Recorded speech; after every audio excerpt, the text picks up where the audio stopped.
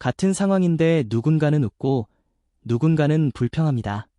그 차이는 IQ도 돈도 아닌 바로 말버릇이었습니다. 오늘은 세 가지를 알아봅니다.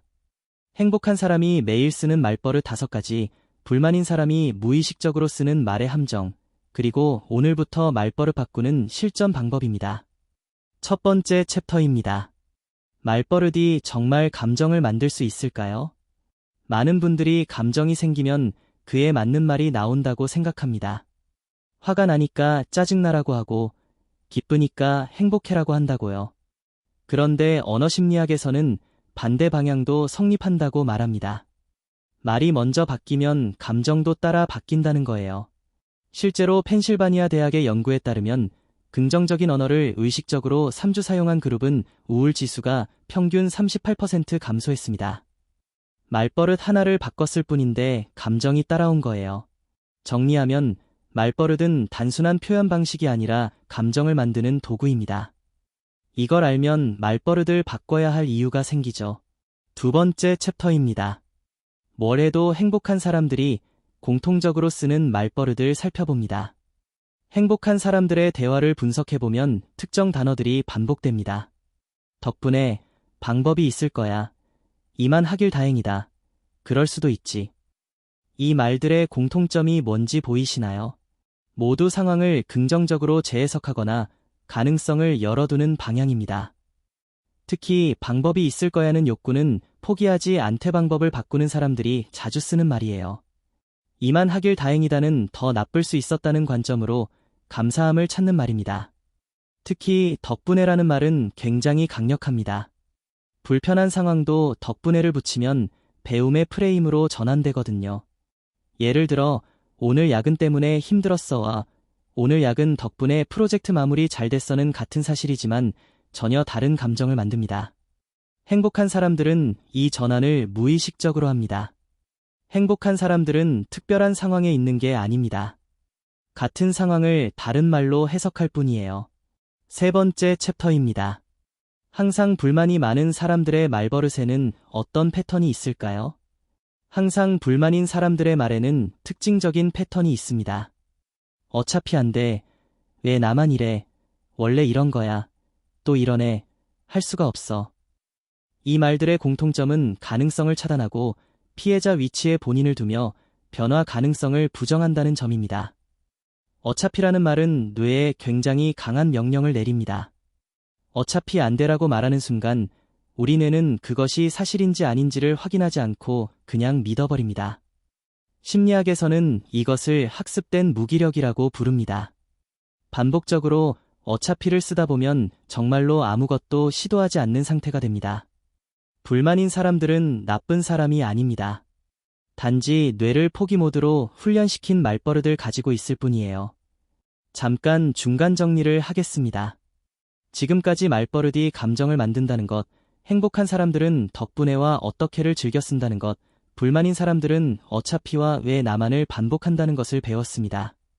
이제 구체적으로 어떻게 말버릇을 바꿀 수 있는지 살펴볼게요. 네 번째 챕터입니다. 일상 속 구체적인 상황에서 두 유형이 어떻게 다르게 반응하는지 비교해봅니다. 직장 상황을 예로 들어볼게요. 갑자기 업무가 추가됐을 때 행복한 사람은 이거 하면 내 능력이 늘겠는걸이라고 합니다. 불만인 사람은 또 나한테만 시키네라고 하죠. 프로젝트가 실패했을 때 행복한 사람은 다음에는 이렇게 해보자고 하고 불만인 사람은 이러니까 안 되지라고 합니다. 일상에서도 마찬가지입니다. 비가 와서 약속이 취소됐을 때 행복한 사람은 오히려 잘 됐다.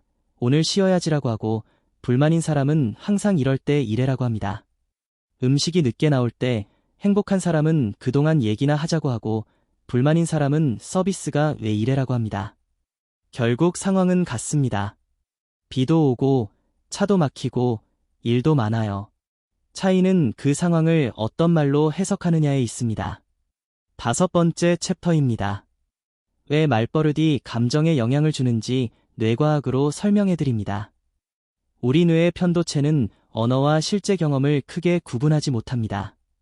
위험해라고 말하면 뇌는 실제로 위험한 상황처럼 스트레스 호르몬을 분비합니다. 반대로 괜찮아, 잘 될 거야 라고 말하면 뇌는 안정 호르몬을 분비하기 시작해요. 말이 뇌의 화학 반응을 트리거하는 거죠. 신경가소성 연구에 따르면 새로운 행동을 21일간 반복하면 뇌의 신경 경로가 새로 형성됩니다. 말버릇도 마찬가지예요. 3주 동안 의식적으로 말버릇을 바꾸면 그게 새로운 기본값이 됩니다. 행복한 말버릇을 타고나는 사람은 없어요. 훈련된 겁니다. 행복한 말버릇은 성격이 아닙니다. 뇌를 훈련하는 것입니다. 그리고 21일이면 변하기 시작합니다. 6번째 챕터입니다.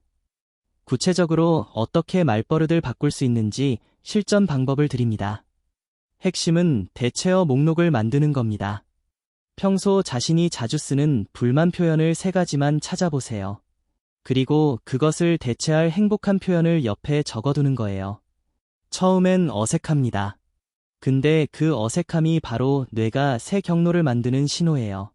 처음부터 완벽하게 바꾸려 하지 마세요. 하루에 딱 3번만 자신이 부정적인 말버릇을 쓰는 순간을 알아차리면 됩니다.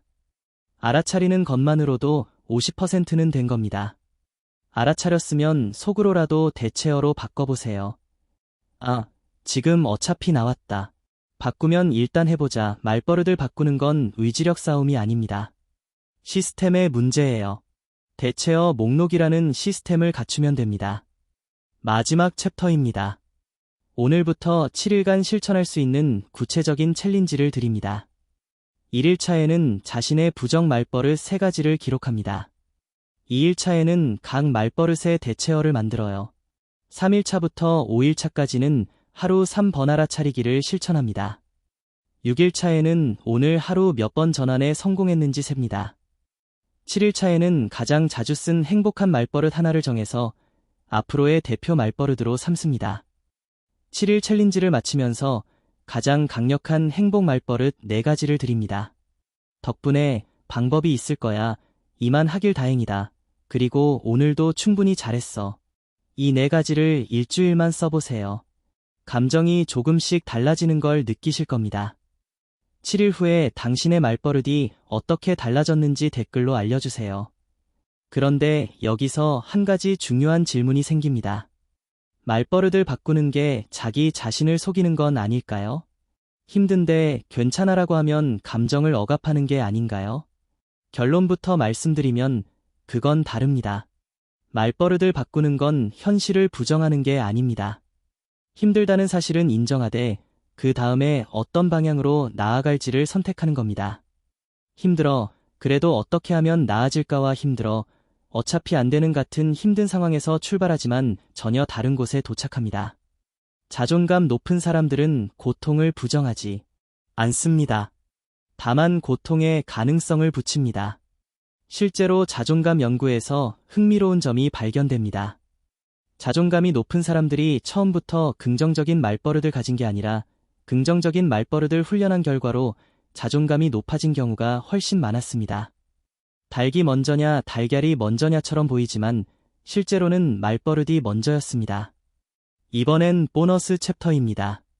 가장 중요한 관계, 즉 가족이나 친구, 연인과의 대화에서 말버릇이 어떻게 작용하는지 살펴봅니다. 행복한 사람들은 가까운 사람에게도 이런 말을 씁니다. 내가 있어서 다행이야. 그거 어떻게 됐어? 궁금했어. 오늘 어땠어? 수고했다. 이 말들의 특징은 상대방을 인정하고 관심을 표현한다는 점입니다. 반면 불만인 사람들은 또 그 얘기야. 왜 항상 이래? 나는 어쩌라고? 알아서 해처럼 상대를 차단하거나 무시하는 말버릇을 씁니다. 특히 주목할 점은 가까운 관계에서 부정적인 말버릇이 더 자주 나온다는 겁니다.